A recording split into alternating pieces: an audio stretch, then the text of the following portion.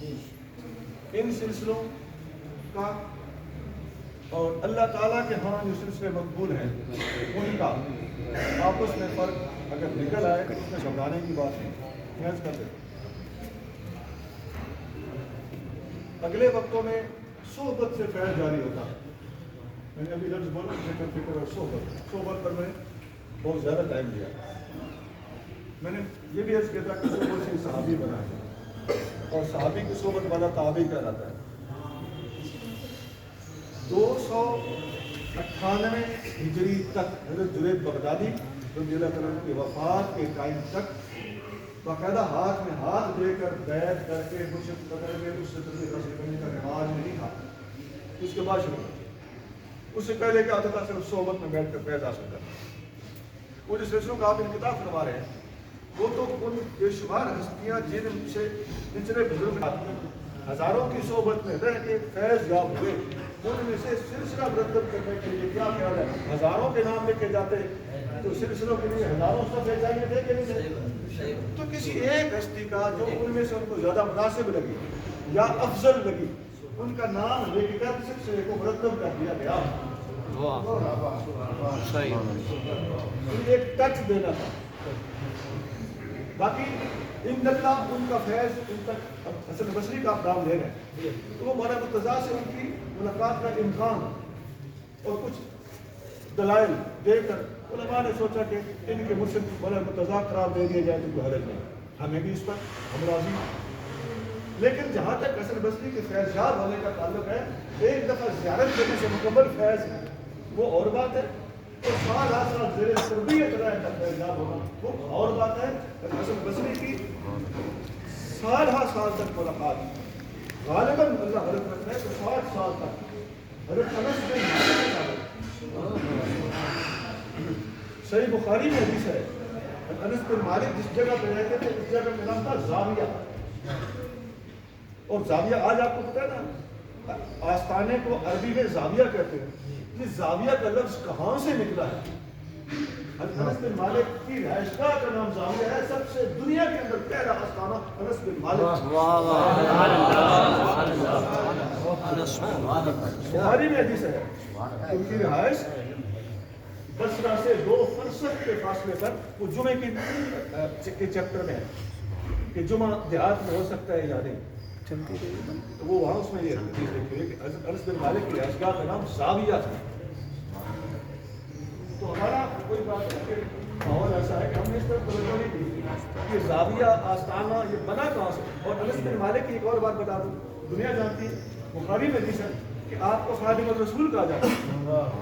تو جو خادم الرسول ہو وہ مخدوم الامت ہوگا کہ نہیں؟ انس بن مالک کی امت کے مرشد دو یہ حدیثیں جو دو ان کا جواب نہیں تو جذبات اپنے پاس رکھو بات اللہ کی بارگاہ میں جا کے پیش کرنا. آپ کا پہلا سوال یہ ایک سوال کی جواب ابھی میں دوں.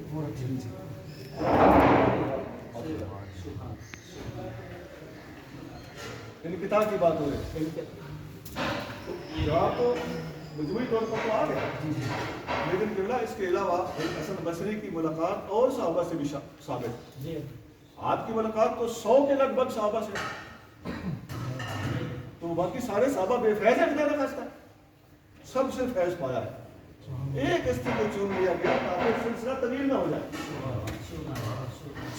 ایک ٹچ دے دیا گیا یا ثابت کر دیا گیا.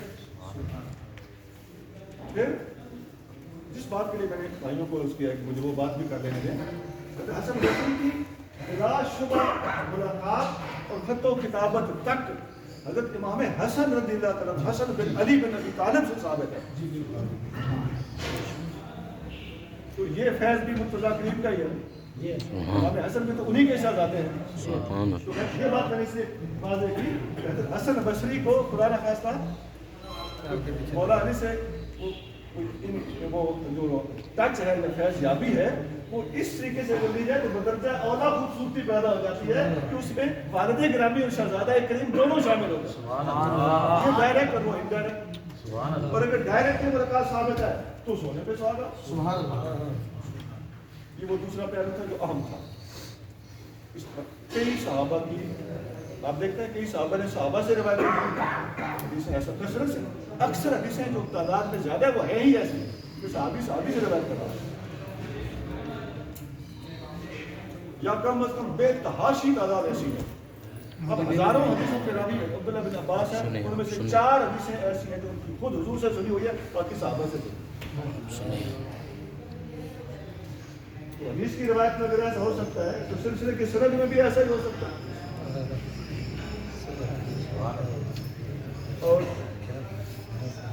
ابو بکر صدیق رضی اللہ تعالیٰ عنہ حضور سے ڈائریکٹ فیض یافتہ ہے اور نقش بندی سے ان سے چلتا ہے, لیکن تسلسل اور انقلاب والی بات اس میں بھی یہی آپ فٹ کر سکتے ہیں کہ کس کی ملاقاتیں ثابت ہوں. اسی طرح بعض اوقات ایسا بھی ہوا ہے کیونکہ یہ معاملات روحانی ہیں تو ظاہری سلسلہ ثابت ہو جائے تو ماشاءاللہ, ورنہ یہاں پھر وہ لوگ مچلیں گے جو اپنے طریقہ کار کے اوپر دوسروں کے طریقہ کار کو قیاس کرتے ہیں اور دوسروں کو اپنا پابند بنانا چاہتے ہیں. سونا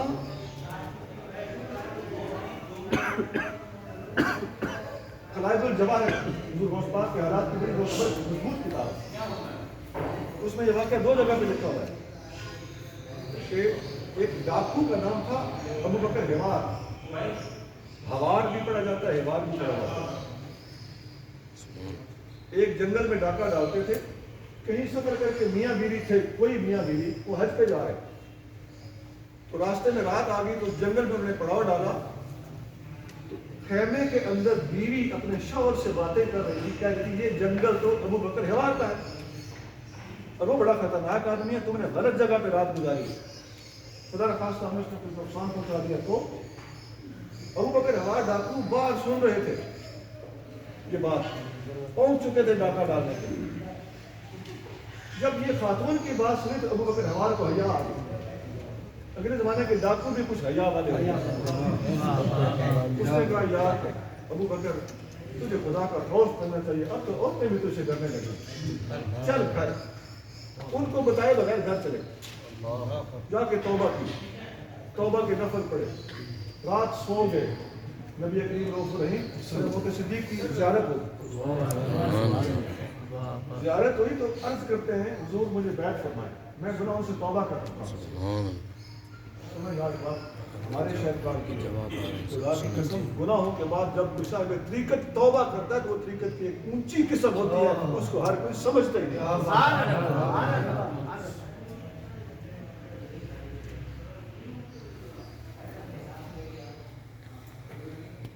پھر آپ کریم صلی اللہ علیہ وسلم نے فرمایا کہ تجھے میں بیعت نہیں کروں گا, تمہیں ابو بکر صدیق بیعت کرے. صدیق اکبر نے ان کو بیعت کیا, سر پہ امامہ باندھا. جب وہ صبح اٹھے تو سر پہ امامہ باقاعدہ موجود تھا. اب علامہ بوصیری رحمۃ اللہ علیہ کی چادر کا واقعہ بیان کرنا بڑی اچھی بات ہے, وہ واقعہ بھی ٹھیک ہے, لیکن سونا یہ واقعہ کیوں چھپایا جاتا ہے؟ اس میں ابو بکر صدیق آتے ہیں اس لیے.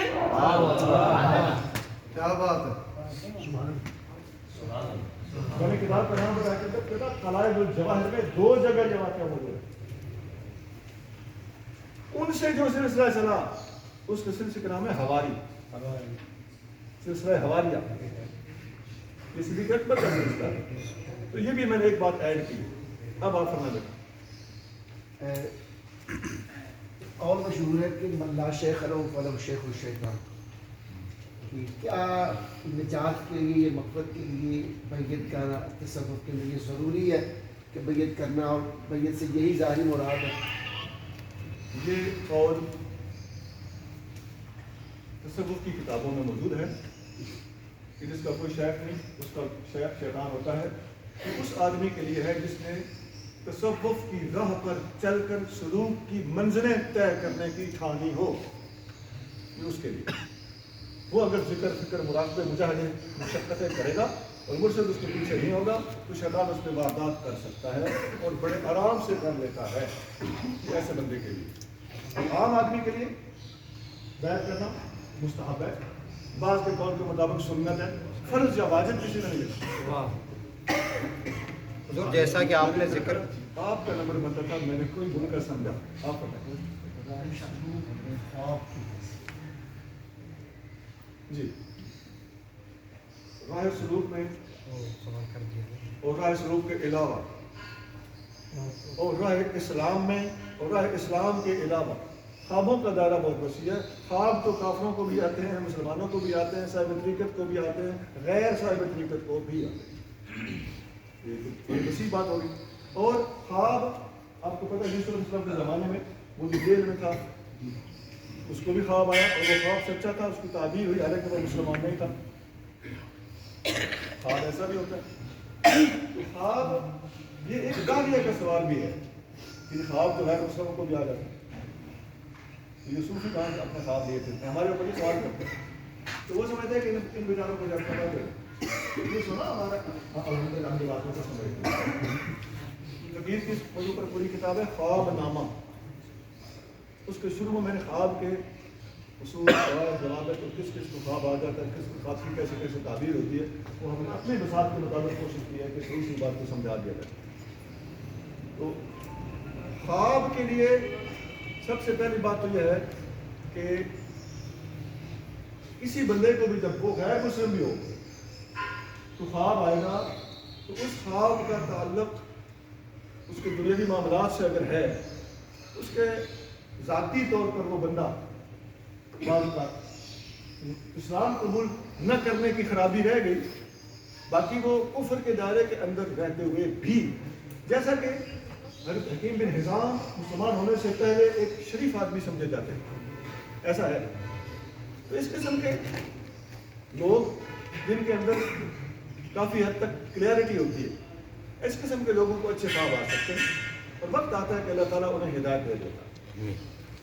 پھر اسلام کے اندر جب کسی مسلمان کو خواب آتا ہے, عام مسلمان کو, تو خواب کی تعبیر کرتے وقت تعبیر کرنے والے اچھی طرح سمجھتے ہوتے ہیں کہ یہ کس کیٹیگری کا بندہ ہے, تعبیر اس کے مطابق ہوگی. میں اس کی ایک مثال دیتا ہوں.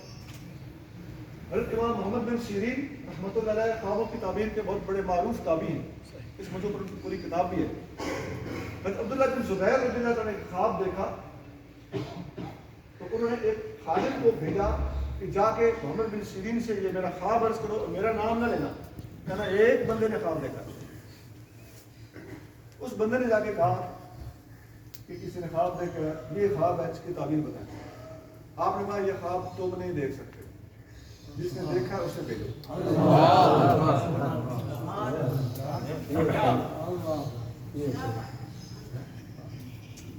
وہ پریشان ہو گیا.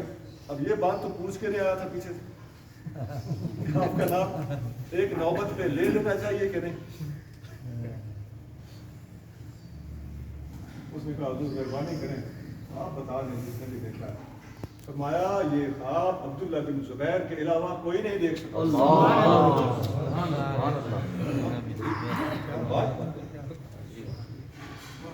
پہنچے ہوئے لوگ, یہ بڑا گہرا فن ہے کہ اللہ ہم اس میں بہت ڈالا ہے, بہت کمزور پاتے ہیں اپنے آپ. اللہ ہم پر کھڑکی کھول دے. ایک بندہ محمد بن سیرین رحمۃ اللہ علیہ کے پاس آیا, آ کے کہنے لگا میں نے خواب دیکھا ہے کہ میں انڈا توڑ رہا ہوں, انڈے کے اندر سے سفیدی سفیدی نکال رہا ہوں, زردی اندر ہی چھوڑ دی. اچھا بیٹھو میں ابھی آ کے تمہیں اس کی تعبیر بتاتا ہوں.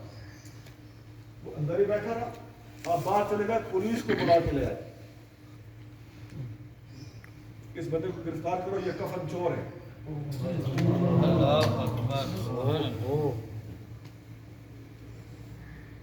یہ باتیں کیسے پتہ چل سکتی ہیں؟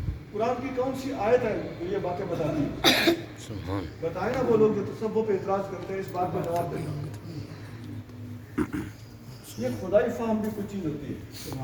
قرآن و سنت کے خلاف نہ ہو اور فہم مسلم استعمال ہو رہا ہو تو خدا کے لیے اپنا فہم استعمال کیجیے, بس دماغ میں بنی.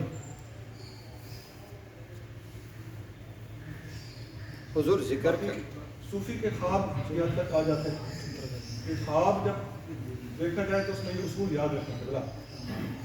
خواب کا شریعت کے مطابق ہونا عمل کرنے کے لیے ضروری ہے۔ خواب کی 4 قسمیں ہوتی ہیں۔ ایک ہوتا ہے خواب خیال، ایسے جو دن میں دیکھا رات کو، جو دن میں کرتا رہا رات کو وہی دیکھ لیا۔ آلو گوبھی کھائے تھے، کھانا کھا کے سو گئے تھے۔ یہ خواب پریشان خواب ہوتے ہیں، ان کی شریعت میں کوئی ویلیو نہیں۔ اور مسلمانوں کو، لیکن والوں کو، ذکر فکر والے فکروں کو چاہیے اپنے خوابوں کے معاملے میں اتنے سنجیدہ نہ ہوا کریں اور اپنے آپ کو بہت بڑا ولی سمجھنا۔ اپنے خواب کو نہیں، میں نے خواب دیکھا ہے، چونکہ میں نے دیکھا ہے، بس میں چونکہ میں ہوں۔ یہ کیا خواب خیال بھی ہوتے ہیں۔ یہ بات میں ساتھ ساتھ ضرور کلیئر کرتا جاؤں گا کہ جن صوفیوں کے ان باتوں کا پتہ، خدا کے لیے صوفیوں کے بارے میں بدگمانی نہ کرنا۔ وہ صوفی اتنے بدو نہیں ہے جتنا تم نے سمجھا ہوا ہے۔ ہم سمجھتے ہیں کہ خواب اس طرح کے بھی آتے ہیں، یہ پراگندہ خیالی ہے۔ ایک خواب ہوتا ہے جو خواب شیطان کے تھے، وہ شریعت کے خلاف ہوتا ہے۔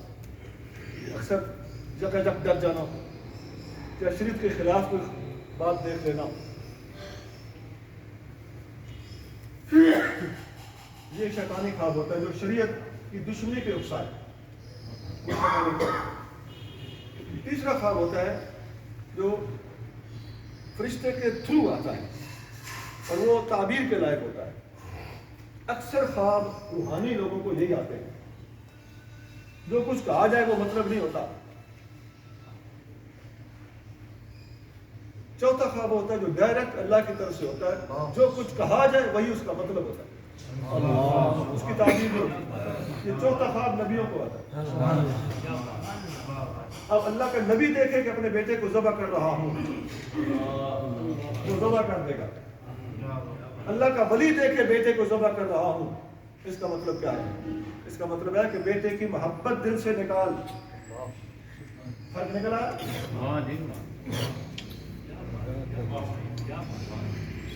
یہ مکمل فیلڈ ہے، اس کو سمجھنے کے اسی لیے کہا جاتا ہے کہ مرید کو چاہیے کہ اپنے شیخ کو خواب کنفیوز کرے بتا دے، ادھر سے رہنمائی لینی چاہیے۔ اور اپنے خوابوں پر بہت زیادہ اعتماد کرنے والا بندہ زیادہ خطرے سے دوچار ہے۔ اس میں میں کا چکر زیادہ ہے، اور خاص طور سے اس میں عورتیں زیادہ کام خراب کرتی ہیں۔ اور بہت سے لوگ کہتے ہیں کہ مجھے وہ کشف ہوا، مجھے وہ خیال آیا، مجھے وہ میرے اندر سے آوازیں آتی ہیں، تو میرے اندر بزرگ آتے ہیں، حاضری ہوتی ہے۔ جو بزرگ ساری زندگی نامحرم عورتوں کو پردہ کرنے کا حکم دیتے رہے، ان کا چہرہ تک نہیں دیکھنا پسند کرتے تھے، وہ بزرگ اس عورت کے اندر داخل ہو گیا۔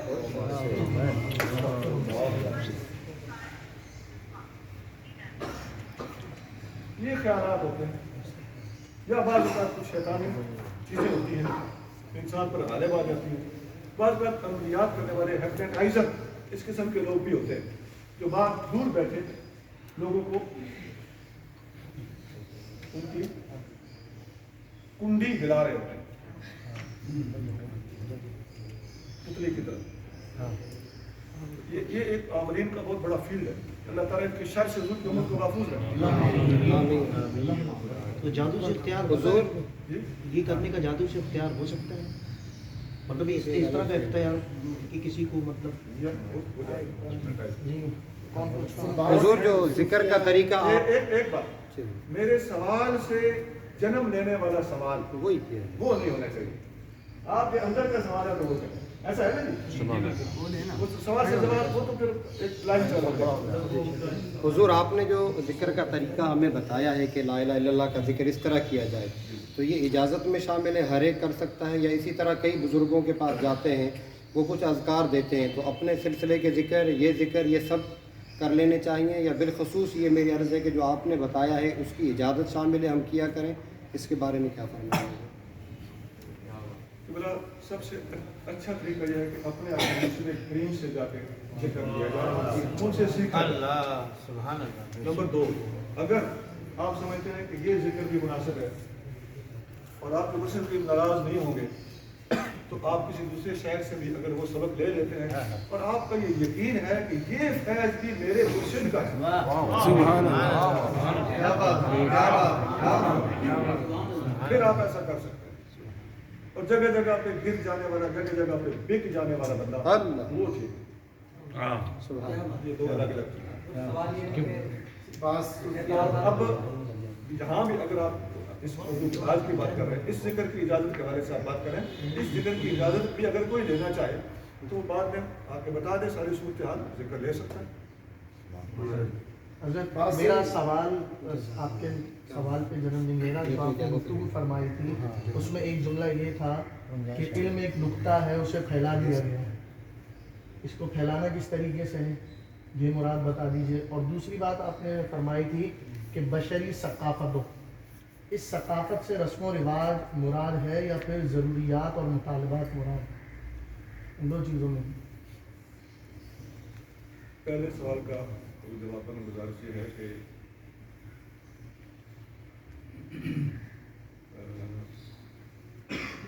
علم نقطہ ہے، یہ حضرت حسن بصری کا قول، العلم نقطہ منکسر الجحال، صوفیاء کی کتابوں میں ہے۔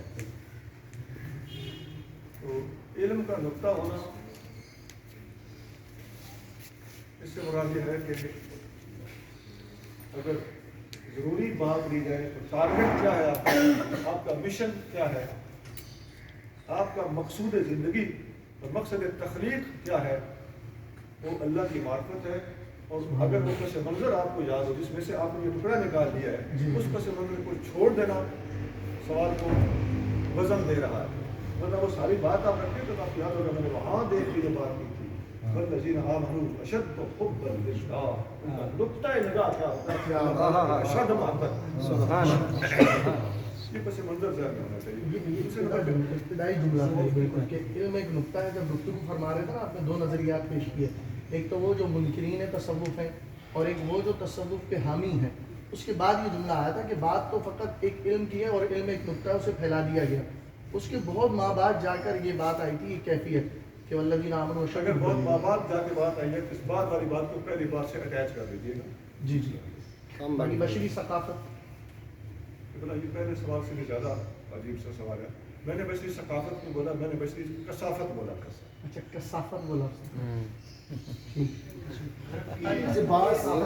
صوفیہ کہتے ہیں کہ اگر مرشد کی ظاہری طور پہ اگر کوئی غیر شرعی کام کر رہے ہیں تو وہ جو مرید ہے اس کو اس پہ خاموش رہنا چاہیے، یہ اس پہ کیا کس نے کہا؟ یہ عام بندے نے کہا۔ بس صوفیاء کا قول ہے۔ پہلی بات تو یہ ہے کہ اللہ کا ولی شرک کے خلاف نہ کرے گا نہ حکم دے گا، ایسی کوئی بات نہیں۔ بعض اوقات ہوتا ہے کہ کسی مستحب کے خلاف، ایک بات مستحب ہے اور کسی ولی نے مستحب کو ترک کر دیا تو جان بوجھ کر بھی مستحب کو ترک کرنے میں کوئی گناہ نہیں، ہماری گرفت سخت ہوتی ہے۔ تو اللہ کا ولی معصوم نہیں ہوتا۔ اس ساری آپ کی گفتگو کی بجائے اگر یہ نقطہ زیادہ اجاگر کیا جائے نا کہ کبھی بھی اپنے پیر کو معصوم نہ سمجھنا، اپنے مرشد کو معصوم سمجھ گئے اپنا مشن شروع کرتے ہیں، یقیناً کسی نہ کسی قدم پہ جا کے وہ ٹھوکر کھائے گا، کبھی نہ کبھی تیرا پیر الٹے ہاتھ سے گلاس پکڑ ہی بیٹھے گا۔ صحیح بات ہے، صحیح بات ہے۔ اس نے کیا چھوڑا اور تو کیا چھوڑ رہا ہے؟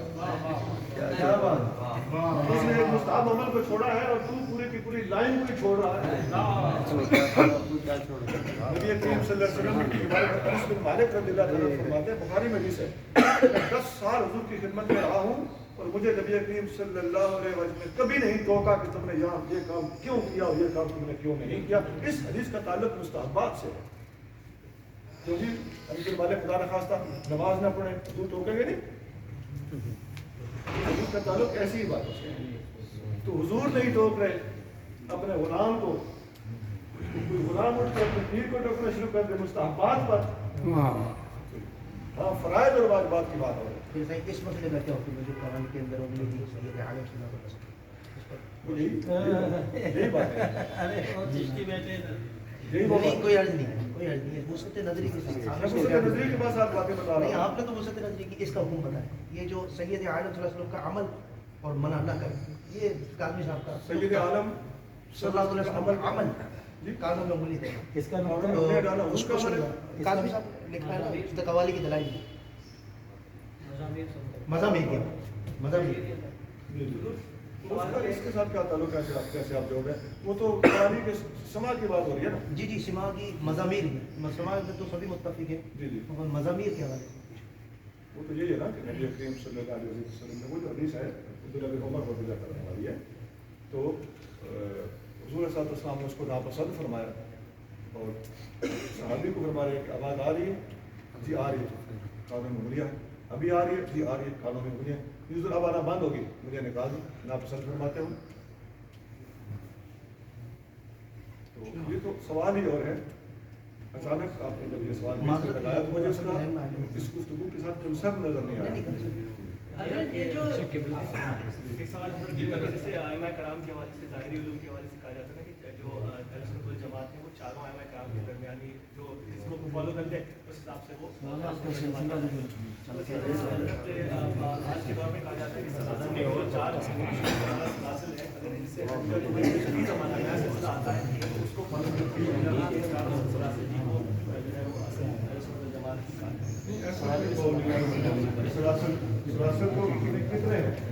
आइमा अरबा के अंदर अहले सुन्नत इस वक्त मौजूद है और इनका शाह वलीउल्लाह साहब के बकौल अब्दुल जीत किताब है, उसमें आप लिखते हैं कि अहले सुन्नत इन चार मज़ाहिब से बाहर है। बाकी रह गए तरीक़त वाले, उनको अपने चार सलासल को इन चार आइमा अरबा के मज़ाहिब पर क़यास नहीं किया जा सकता, यहाँ इनकी कोई हद नहीं। और इस वक्त से कई सिलसिले दुनिया में राय हैं। हम पाकिस्तान में ये चार सिलसिले गालिब देखते हैं, बाद सिलसिले के अलावा उवैसी सिलसिला भी पाकिस्तान में है, शाज़ली सिलसिला भी पाकिस्तान में भी है, बार भी है, फारूकी सिलसिले इराक में बहुत ज़्यादा है। और इनकी कोई चाइना में हमने सिलसिला देखा और अभी मैंने हमारी सिलसिला आपको बताया कि बाबा बुदेरी रहमतुल्लाह के 14 सिलसिले। मेरा सवाल ये था, माशाल्लाह बड़ा बेहतरीन है, सूफीज़्म के ऊपर बात की आपने। सवाल ये आता है, अगर आप मुनासिब समझे जवाब देना तो आप दे दीजिएगा, वरना आप मना कर सकते हैं कि सूफ़ी की पहचान जो है, आपने कहा कि कुछ लोग ऐसे हैं कि जो वो बनावट भी करते हैं और कुछ लोग जो हैं वो अच्छे वाले सूफ़ी होते हैं। एक तो सूफ़ी की पहचान थोड़ी सी हम आम से बंदों को बता दीजिएगा कि ये वाकई जो है सूफ़ी हैं, अल्लाह वाले हैं, ये इनकी पहचान नहीं होती है, बाकी दिनों का जुदा कैसा जाता है। दूसरी बात ये कि आपने मजजूब का भी जिक्र करवाया कि कुछ मजजूब होते हैं। अच्छा, मजजूब से मुराद जो है, कुछ लोगों को हम बाहर रस्तों पे देख रहे हैं और वो अपनी हालत में नहीं, और उनमें से कुछ लोग पाकीज़गी का भी ख्याल नहीं करते, तो क्या उनको, और बहुत सारे लोग उनको मजजूब समझ रहे हैं, कुछ उनसे दुआएं करा रहे होते हैं, कुछ उनसे और चीज़ें मालूमात ले रहे होते हैं, तो क्या उनको बगैर तहकीक के वो वाला मजजूब समझना जिससे बात आती है सही है या नहीं है? ये दोनों पहलू की बात। ये बड़ा अहम सवाल किया कि ये जो हर बंदा कपड़े उतार के बैठा होगा, किसी कभी खाना करता हो, तो वो क्या उसको हम लोग, हमारी क्या जिम्मेदारी है कि हम उसे किस तरह असेस करें, उसे वली समझ के उसे दुआएं कराना शुरू करें, उसके लिए जब लगाना खड़े हो जाए जाते हैं। ये वाकई एक माशरती और एक हमारे प्रैक्टिस में आने वाला सवाल है। अल्लाह आपको अजर अता फरमाए।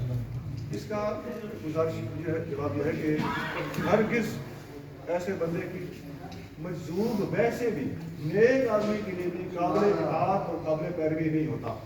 अवाम तो अवाम, मजजूब अपने काम का होता है, दूसरे के काम का नहीं होता। फिर मजजूब वो है भी या नहीं, हम इस गुमान पे कहीं मजजूब ना हो। अल्लाह करीम मेहरबान है। ये भी खतरा है कि मजजूब ना हो, ये भी खतरा है कि धोखेबाज ना हो, तो हम उससे दूर रहें तो उसमें खैरियत है। हमारे मुर्शिद के फरमाते थे कि मजलूम की दोस्ती भी बुरी, दुश्मनी भी बुरी, उसके करीब ही लगा। दोस्ती इसलिए बुरी कि जब भी पिलाएगा तो अपने जैसा कर देगा, और दुश्मनी इसलिए बुरी कि जब भी मुखालफत करेगा तो बेड़ा गर्क कर देगा। तो अगर वो मजलूम है ही नहीं تو پھر اور مصیبت. اگر مجذوب ہے تب بھی اس کے پاس جانے کی ہمیں ضرورت نہیں ہے, اجازت نہیں ہے, حکم نہیں. لہٰذا آپ کا سوال بہت معقول تھا. اس کا جواب یہ ہے کہ ایسے لوگوں کے پاس جانا, ان کے ارد گرد جمع ہو جانا, بیٹھے رہنا, اس طرح کی امیدیں وابستہ کر کے بیٹھ جانا, یہ درست نہیں.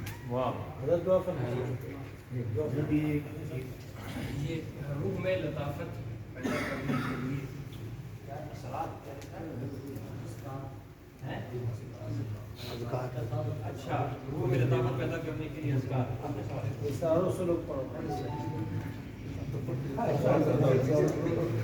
اخلاصیت کے ساتھ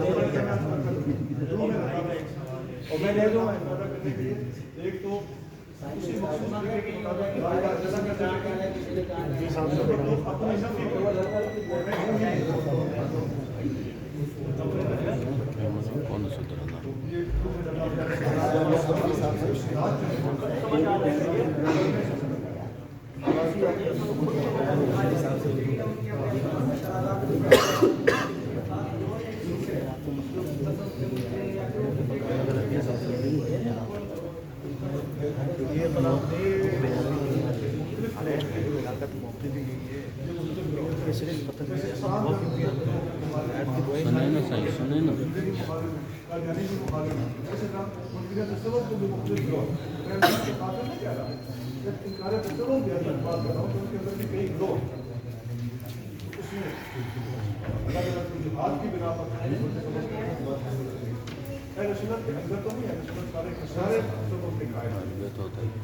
علامہ معروف صاحب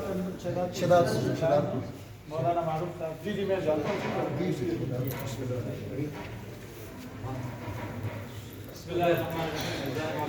ہماری نشست اپنے اختتام کو پہنچی اور جیسا کہ آپ حضرات کے علم میں ہے, آج حضرت کا رات کو خطاب ہے محمود شاہ کالونی کوٹری میں, اور کل جمعے کی تقریر ہے.